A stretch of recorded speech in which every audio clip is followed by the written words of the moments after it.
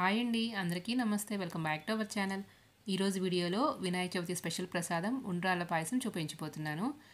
ఈ వీడియోలో చూపించిన టిప్స్ ఫాలో అయితే మీకు పాయసం చేసినప్పుడు పాలు విరిగిపోకుండా ఉంటాయి. ఇంకా ఆలస్యం చేయకుండా ఈ ఉండ్రాళ్ళ పాయసం ఎలా తయారు చేసుకోవాలో చూసేద్దాం. ముందుగా ఈ పాయసం తయారు చేసుకోవడం కోసం ఒక పావు కప్పు పచ్చిశనగపప్పు ఒక బౌల్లోకి తీసుకొని తగినన్ని వాటర్ పోసుకొని గంట లేదా 2 గంటలు నానబెట్టుకోవాలి.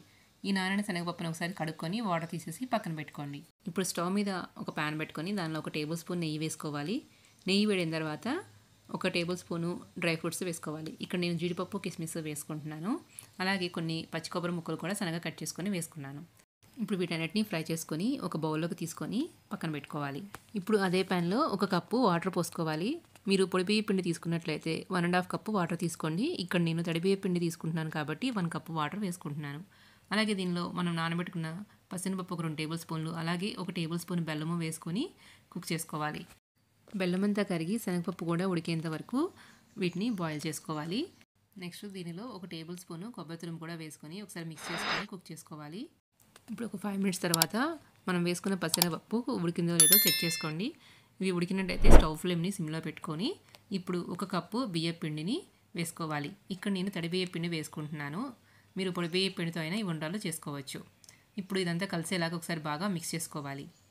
మీరు ఏ బియ్య పిండి తీసుకున్నా కానీ వాటర్ క్వాంటిటీ అనేది చూసి వేసుకోండి. తడి బియ్య పిండి అయితే కొంచెం తక్కువ వేసుకోవాలి.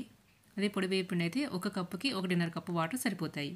ఇలా బాగా మిక్స్ చేసుకున్న తర్వాత స్టవ్ ఆఫ్ చేసుకొని మూత పెట్టి ఒక 10 మినిట్స్ పక్కన పెట్టుకోండి. పిండి కొంచెం గోరువెచ్చగా అయిన తర్వాత ఇలా చేత్తో బాగా మిక్స్ చేసుకొని ఇలా ఉండలాగా చేసుకొని పక్కన పెట్టుకోండి. మీకు పిండి మరీ గట్టిగా ఉందనిపిస్తే కొంచెం హాట్ వాటర్ యాడ్ చేసుకొని కలుపుకోండి. పలచగా అయితే కనుక కొంచెం పొడిపిండి వేసుకోండి. ఇప్పుడు ఉండ్రాలు చేసుకోవడం కోసం చేతికి కొంచెం పొడిపిండి రాసుకొని కొంచెం పిండి ముద్దను తీసుకొని ఇలా రౌండ్ షేప్లో మీకు కావాల్సిన సైజులో ఉండ్రాలుగా ప్రిపేర్ చేసుకోవాలి. ఉండ్రాళ్ళు చేసుకునేటప్పుడు క్రాక్స్ లేకుండా ఇలా రౌండ్గా సాఫ్ట్గా వస్తే పిండి కన్సిస్టెన్సీ అనేది కరెక్ట్గా ఉన్నట్లు. ఇలా పిండి మొత్తాన్ని ఉండ్రాలుగా చేసుకొని ఒక ప్లేట్లోకి తీసుకొని పక్కన పెట్టుకోవాలి. ఇక్కడ నేను కొన్ని ఉండ్రాల్లాగా చేసుకున్నాను, కొన్ని ఇలా పొడవుగా తాలికల్లాగా చేసుకొని పక్కన పెట్టుకున్నాను. ఇప్పుడు ఇలా కలుపుకున్న పిండిలో కొంచెము పిండిని ఇలా ఒక బౌల్లోకి తీసుకొని పక్కన పెట్టుకోవాలి. ఇప్పుడు ఈ పిండిలో కొంచెం వాటర్ యాడ్ చేసుకొని ఉండలు లేకుండా పలుచగా కలుపుకొని పక్కన పెట్టుకోవాలి. ఇది ఏం చేయాలో తర్వాత చెప్తాను.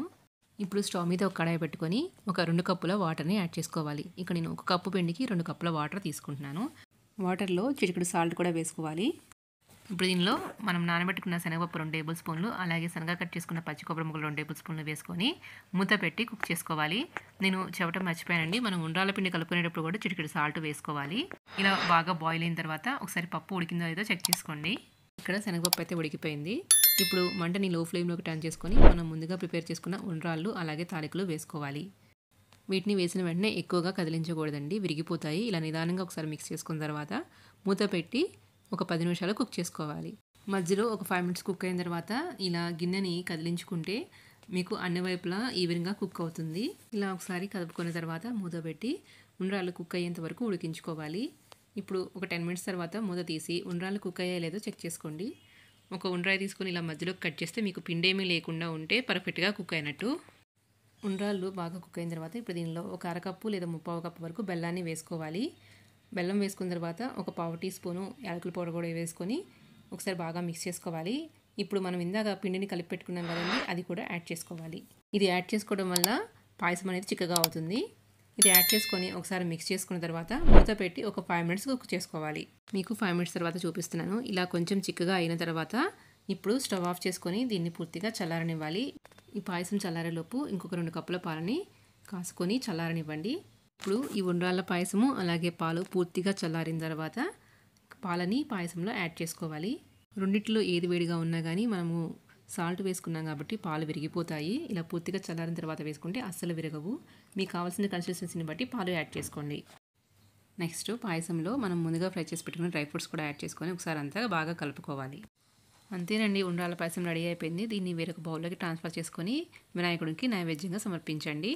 మీకు ఈ వీడియో నచ్చితే లైక్ చేయండి. అలాగే ఇలాంటి మరిన్ని రెసిపీ అప్డేట్స్ నోటిఫికేషన్ మీకు రావాలంటే మన ఛానల్ని సబ్స్క్రైబ్ చేసుకోండి. ఇంకా మీ ఫ్రెండ్స్కి కూడా షేర్ చేయండి. Thank you for watching.